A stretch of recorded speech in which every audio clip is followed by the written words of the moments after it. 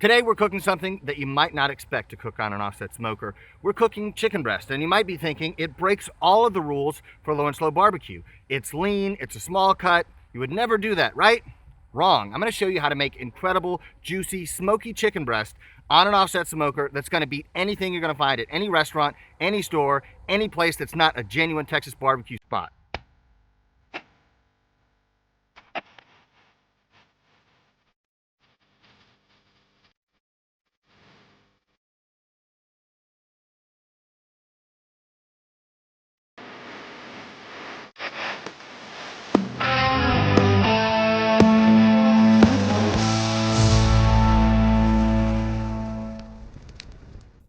If you've been to Texas and you've gone to some of the top barbecue places, one thing that they have on the menu is turkey breast.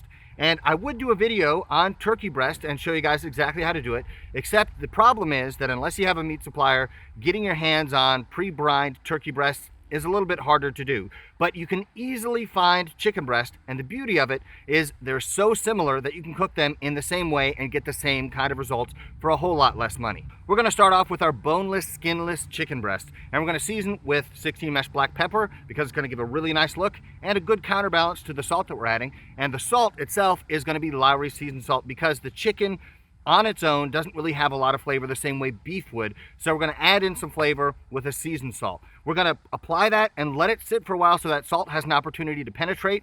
Then we're going to put it on the smoker. We're going to go really low, 200 degrees, and extra smoky. We're going to keep it as smoky as possible with an open fire going. So this is smoke level 2+ if you want to check out the fire management video. So it's going to give it a nice amber golden color, and it's going to have a lot of smoke flavor. So that smoke is going to put on a nice amber or golden color, and it's going to give it plenty of smoke flavor. And then when it gets to maybe 115, 120 degrees, we're going to take it, we're going to essentially confit it in butter, and that's going to preserve the moisture and keep everything on the outside from drying out. And you're going to have an amazingly juicy chicken breast. I guarantee you, if you do it this way, it's going to be the juiciest chicken you've ever had in your whole life. With that game plan, let's get the chicken and start prepping. All right, we got our chicken here, and all we're going to do to really get these ready for seasoning is anything that's really thin, I'm going to cut off because I don't want that to dry out, because our goal is to have every single bite of this chicken be super succulent, full of juice, and that's going to prevent us from doing that. So just a couple of these little things here so that we have a better final product. This guy looks like it's ready to go. Cut off this fat because we don't need it.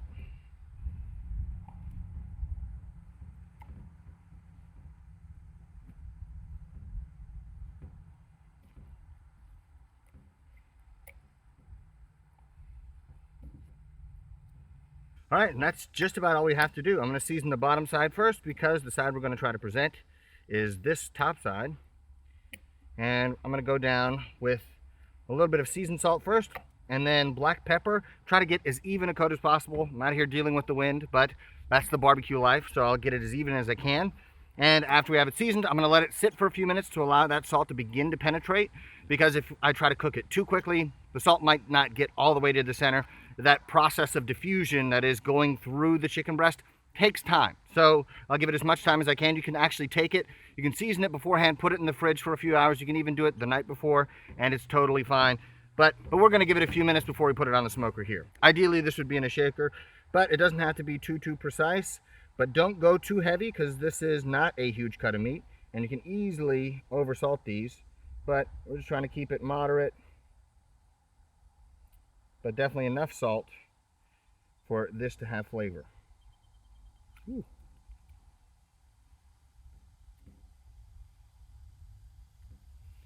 Then we're going to flip it over.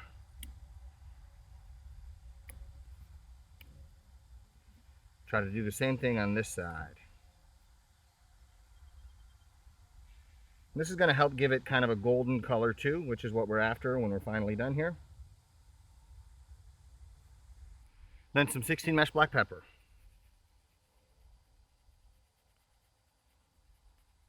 Not too heavy, but just try to get an even coat as much as you can. And that's just about all there is. I'm going to press this pepper down so the wind doesn't carry it away. and we're going to put it on a nice and smoky smoker, try to build that color, try to build that flavor before we finish it off. And we're going to take it to a temperature that requires you to be very accurate. So make sure you have a good digital instant read thermometer. We'll take you through every step of the way. We're going to give this a few minutes, then it goes on the pit.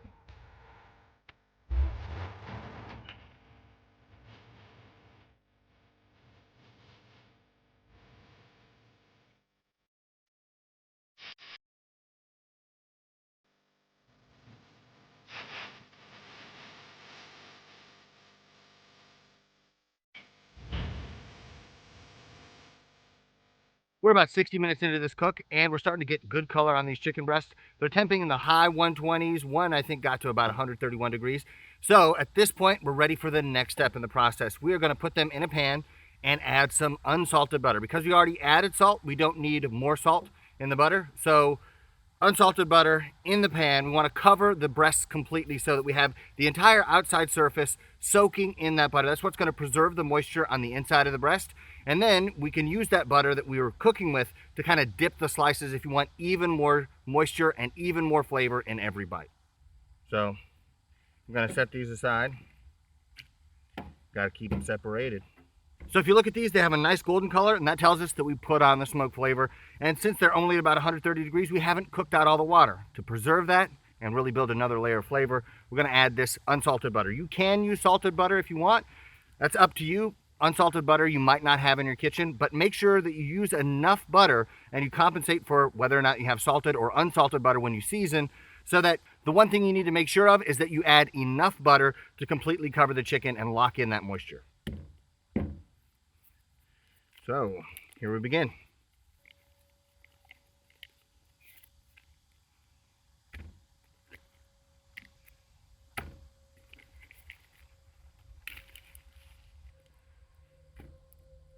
Okay.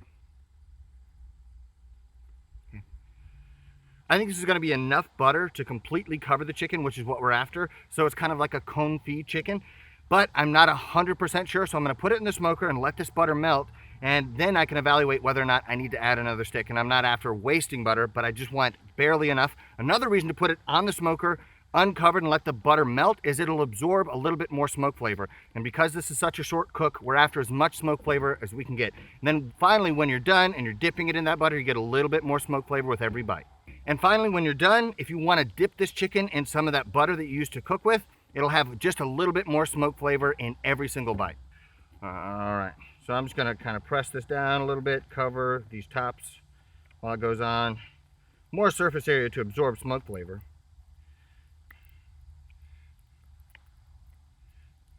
One other thing to notice is we put this chicken on the smoker long enough that this black pepper has set, so even though we're putting butter on it now, it's not washing away. More surface area to absorb smoke. All right, back on the pit.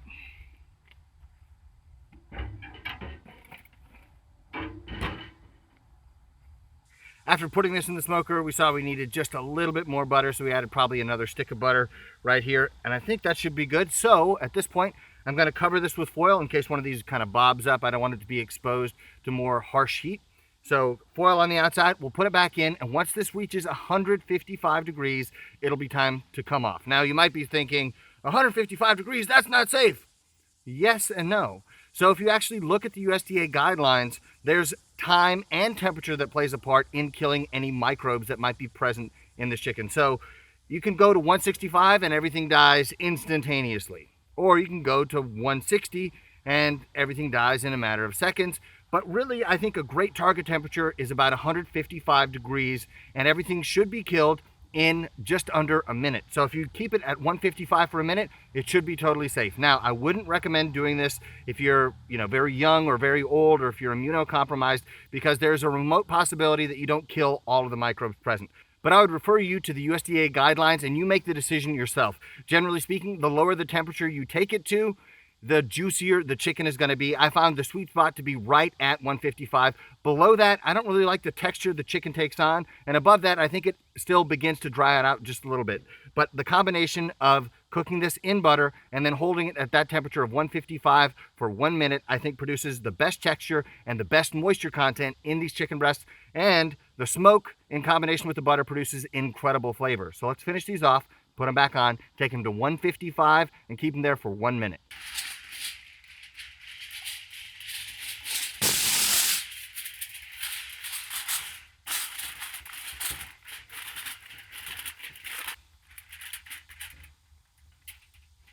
Okay, we're gonna go up to 250 degrees and we're gonna burn a clean, efficient fire because we're not putting any more smoke flavor on that chicken. It's important to note that you can wrap the chicken breast individually in foil, but instead of having multiple butter-filled packets of foil that you have to deal with, I find that it's easier just to use a pan, and you can actually fill it up with multiple layers and just add butter to cover it all, and you get the same results. Now, make sure that you don't overcook this chicken. So feel free to get in there and check it frequently, because if you overcook it, then all those benefits that we talked about are gonna be lost. So keep a close eye on it. It shouldn't take too long, maybe 30 minutes, and it'll be done.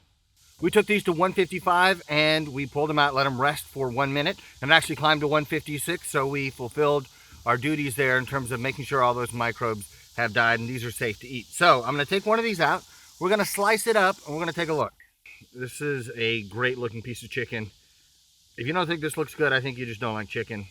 But let's do some slicing and see if it stayed juicy on the inside. I'm gonna move this off the board here.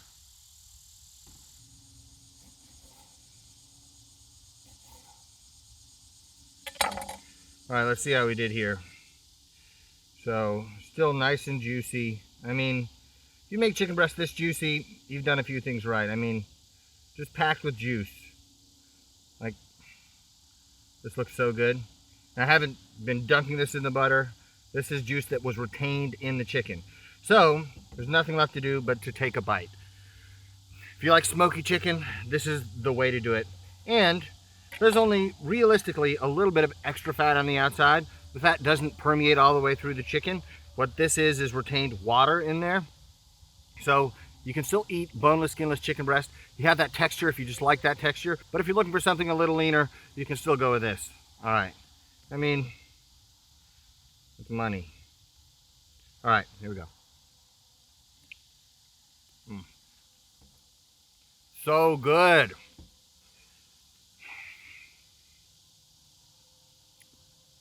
Man, when you can make something in a short time that tastes that good, you question your decisions the next time you're making a brisket or doing some beef ribs or something like that. You're like, I could just do the chicken. It is ridiculously easy. It's super simple. And all you have to do is watch the temperature where this finishes, and you're gonna be blown away by how good this is.